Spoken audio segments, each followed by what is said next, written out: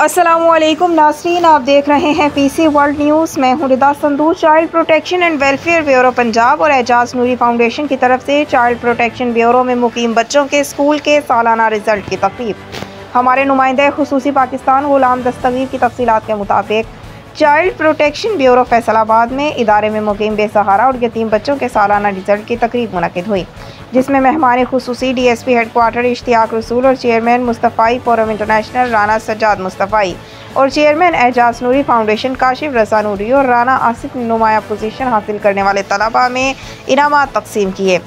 तकरीब से खिताब करते हुए काशिफ रज़ा नूरी ने कहा, नेकी और भलाई के कामों में हम हमेशा अपने इदारों के साथ उनके शाना बशाना काम करते रहेंगे।